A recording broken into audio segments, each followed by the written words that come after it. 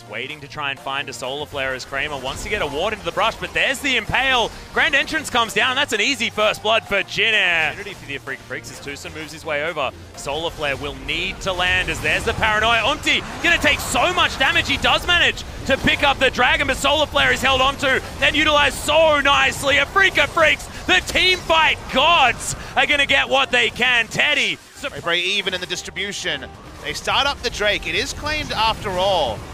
As the smite comes in, 14 health away from securing it. And as the fight goes on, the hero's entrance is a great spot. Kuro has his flash open because no one's used any summoners so far in the game. Just incidentally, multiple people go down, but Nocturne will die. Scaling off mana. Used to be that Ryze was the worst turret killer in the game straight up, as there's the paranoia. The snare comes in. Cannon Barrage is trying to get rid of Mowgli, but it's Keen that's tanking the turret. Exactly what they needed to do, and now the Nocturne has his own kill. Solar Flare comes in. It's Tucson. Mowgli. This is just a little bit sad. Okay, looking to try and get his way out as Kuro. He's going to flash into the backline. Solar Flare's there, and Teddy disappears. There's no opportunity to do anything, but still, it's a 1-for-1 as Mowgli is so squishy. Keen flashing forward. Umti, he's in trouble. Tucson gets on top of him, and Keen gets the last cue to grab it. In goes Kuro. Yeah, Protobelt is there, and Grace. So much damage from those Winds of War. Second spawn of the game. We'll see the replay here. Xayah should be the MVP. You see the CC bar. Never does truly stop. Knocked up, no fun, dead at the start of the fight. And from there, they can keep going, and when the Ryze shows up, Ryze has so many items early in the game, the straight up Archangels, so much power that they keep chasing until they decide to peel off. Kramer feeling okay. There's the Weaver's Wall. Kuro wants to try and keep himself alive, but the taunt comes in. Wants to try and get the Justice Punch on top, but this is 1 versus 4, and he's just not that strong. So wrong place, wrong time. Great Weaver's Wall from Grace. Yeah, Weaver's Wall going to come down. Springer was actually very good. There's the flash from Tucson. They miss everything, though, as the ultimate comes out from Teddy. Oh, there's the flash. Grand Entrance comes in as well. As Hero's Entrance greatly timed as Kramer gets his way out. Umti wants to find what he can as Wraith battle dances. He's going to be okay in the end. Didn't have that strong engage as well. We watch the replay. Tucson walks up and JVNA sniff blood. Yeah, that engage with the Grand Entrance was stunning.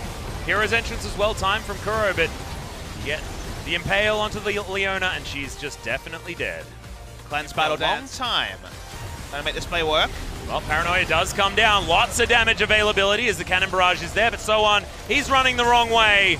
And Mowgli actually going to be taken, and he flashes away from so on as well. So if they do try and contest, it's going to be a disaster. Keen has the Realm Warp to get him there, but it's going to be too late. Baron comes down. Hero's Entrance is here. They're trying to grab the Baron, but they're not going to be able to. Mowgli, he's still dead. Kuro, massive in the front line, but he's just not doing enough on the back end, and Kramer is going to die incidentally. Grace just popping off, doing what he can. Threaded volley comes through. Keen should be able to get something here, but everyone from JVNA is going to back him up, and Keen actually has to flash away underneath the turret, and he's going to get CC'd and destroyed. This is the JVNA we wanted to see in this series, in this early game.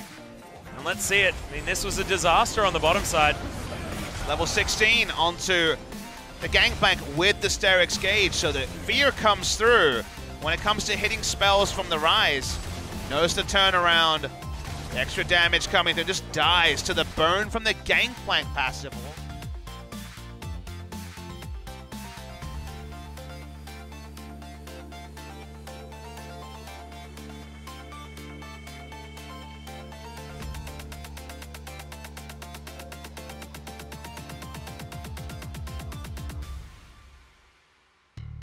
Because what are the good choices? JVNA just holds so many of the cards. Weaver's Wall once again. Rika, at least on the right side of this fight, as Wraith doesn't quite get the knockups they're looking for, but still, Mowgli and Tucson explode. The Impale is then able to get used onto Kuro, survives a long time. He uses the Zhonya's there at the same time, but it's 3 kills to start this off, and JVNA.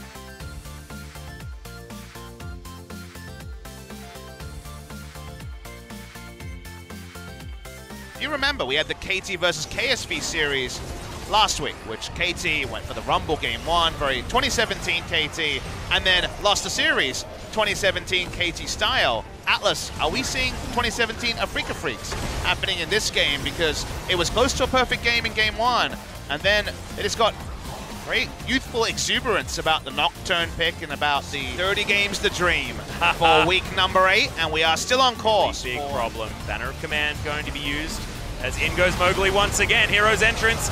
It's not going to give him the damage protection that he wants, but Grace has to use the Zhonyas. You got Kramer free hitting as So1 trying to look for the Tristana. They're getting a lot of damage into the backline, but Grace finally gets rid of Kuro. The front line is melting. Umti taking a lot of damage from Keen, but look at all of the minions. Jin Air, they know where their bread's buttered, and they're going to bring us to Game 3. And it could be the series victory for Jin Air, the outside chance of the playoffs for Jin Air, and it also represents that whatever happens in the final game, Kingzone Dragon X with a 2-0 will be confirmed first place in the LCK. So a lot of excitement about what this result makes, but no more so for the players on your screen. So Umti having a bit of fun on the Rift. We saw So1 picking up his first Gangplank victory of the season and looking stylish doing it. Ho-Chan seems hyped as well. Jin Air fully deserving of their Game 2 victory. Yeah, and I want to go back to the fact that, you know, this is Jin Air. We expect long games. Yesterday, 8.4 or not, they were incredibly long games throughout the entire day.